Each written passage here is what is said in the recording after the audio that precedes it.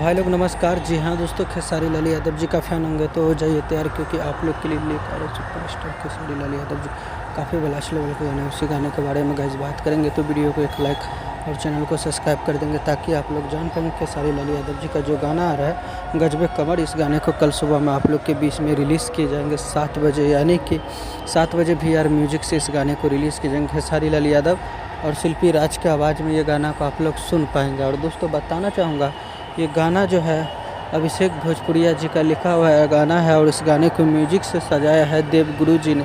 काफ़ी बेहतरीन सा सॉन्ग है। आशा करते हैं दोस्तों ये गाना आप लोग को काफ़ी पसंद आएगा। अगर ऐसा ही अपडेट पाना चाहते हैं तो चैनल से जुड़ जाइए, चैनल को सब्सक्राइब कर रखिए, वीडियो को लाइक करिए ताकि भोजपुरी का कोई भी खबर आएगा तो सबसे पहले आप देख पाएंगे। तो गाना बेहतरीन सा है, आशा करते हैं ये गाना आप लोग को काफ़ी पसंद आएगा।